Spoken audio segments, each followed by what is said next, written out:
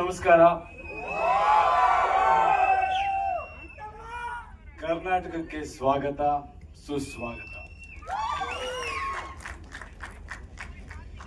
I think ಮೊದಲು ಸ್ವಲ್ಪ ನಾನು ಕನ್ನಡದಲ್ಲಿ ಮಾತಾಡ್ತೀನಿ.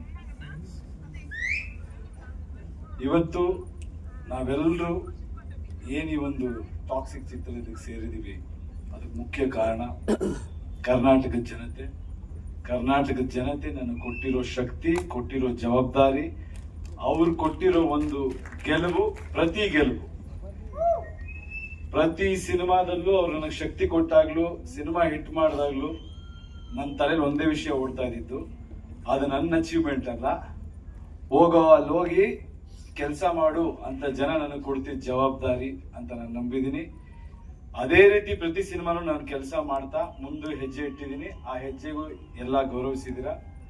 ಟಾಕ್ಸಿಕ್ ನೀವು ಕೊಟ್ಟ ಹಳೆಯ ಗೆಲುವಿನ ಪ್ರತೀಕ. ಈಗ ಮುಂದಿನ ಹೆಜ್ಜೆ ಇಡ್ತಾ ಇದ್ದೀವಿ, ಇನ್ನೂ ಒಂದು ಹೆಜ್ಜೆ ಮುಂದೆ ಹೋಗೋ ಪ್ರಯತ್ನ ಮಾಡಿದೀವಿ. ನಿಮ್ಮ ಆಶೀರ್ವಾದ ಇರಲಿ, ಯಶ್ ಮೇಲೆ ನಂಬಿಕೆ ಇರಲಿ.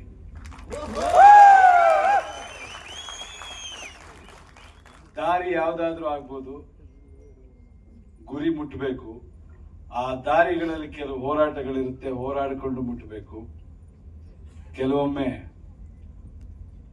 ಕಾಲಕ್ಕೆ ತಕ್ಕಂತೆ ನಡಿಬೇಕು, ತಾಳಕ್ಕೆ ತಕ್ಕಂತೆ ಕುಣಿಬೇಕು. ಇವತ್ತಿನ ಮನಸ್ಸುಗಳು, ಇವತ್ತಿನ ಯುವ ಪೀಳಿಗೆ, ಇವತ್ತಿನ ಗೊಂದಲಗಳೇನಿದೆ, ಆ ಎಲ್ಲಾ ಗೊಂದಲಗಳು ಅವ್ರ ರೆಪ್ರೆಸೆಂಟೇಷನ್ ಈ ಸಿನಿಮಾ ನಿಮ್ಗಿರುತ್ತೆ.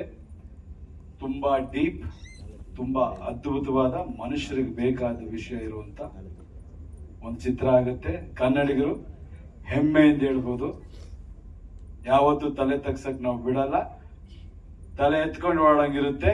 ಹೆಮ್ಮೆಯಿಂದ ನೋಡಿಸಿ.